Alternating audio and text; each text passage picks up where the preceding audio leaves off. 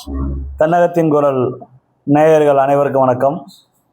இந்த தென்னகத்தின் குரல் யூடியூப் சேனலை தொடர்ந்து கண்டுகளிக்க சப்ஸ்கிரைப் செய்ய வேண்டுமாய் கேட்டுக்கொள்கின்றோம்.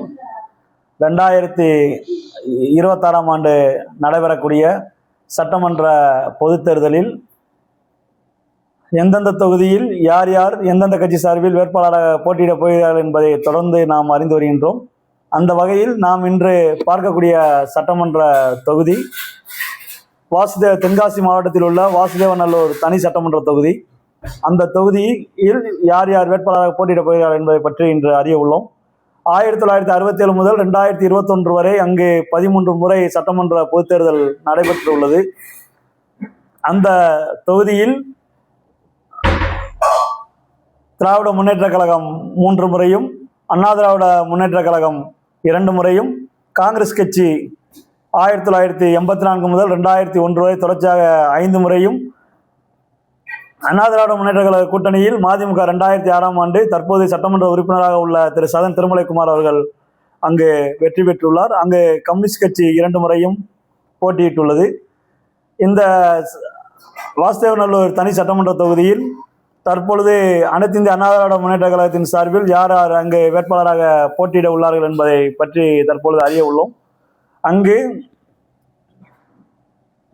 தற்பொழுது அங்கு ஏற்கனவே 2026ஆம் ஆண்டு சட்டமன்ற பொதுத் தேர்தலில் போட்டியிட்டு தோல்வியடைந்த, ஏற்கனவே 2016 முதல் 2021 வரை சட்டமன்ற உறுப்பினராக இருந்த திரு மனோகரன் அவர்களுக்கு மீண்டும் அந்த தொகுதி வழங்கப்படும் என்பது தற்போதைய தகவலாக உள்ளது.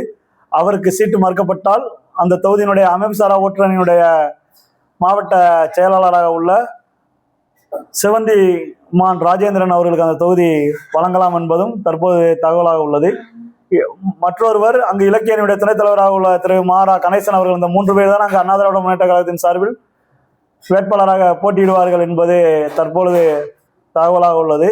அங்கு திராவிட முன்னேற்ற கழகத்தின் சார்பில் திராவிட முன்னேற்ற கழக கூட்டணியில் மறுமலர்ச்சி திராவிட முன்னேற்ற கழகம் கடந்த முறை அந்த தொகுதியிலே போட்டியிட்டது. கடந்த முறை மறுமலர்ச்சி திராவிட முன்னேற்ற கழகம் போட்டியிட்டாலும் அந்த தொகுதியில் உதயசூரியன் சின்னத்திலே ஏற்கனவே சட்டமன்ற உறுப்பினராக இருந்த திரு சதன் திருமலைக்குமார் அவர்கள் வெற்றி பெற்றுள்ளார்.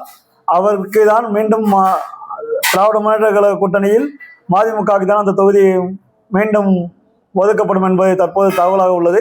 அந்த வகையில் மீண்டும் மதிமுகவுக்கு ஒதுக்கப்பட்டால் அவருக்கு சதன் திருமலைக்குமாருக்கு தான் மீண்டும் அங்கு சீட் வழங்கப்படும் என்பதும் கூடுதல் தகவல். மதிமுகவுக்கு அந்த தொகுதி ஒதுக்கப்படவில்லை என்றால் திராவிட முன்னேற்ற கழக கூட்டணியில் காங்கிரஸ் கட்சிக்கோ அல்லது கம்யூனிஸ்ட் கட்சிக்கோ அந்த தொகுதி ஒதுக்கப்படலாம் என்பதும் தகவலாக உள்ளது.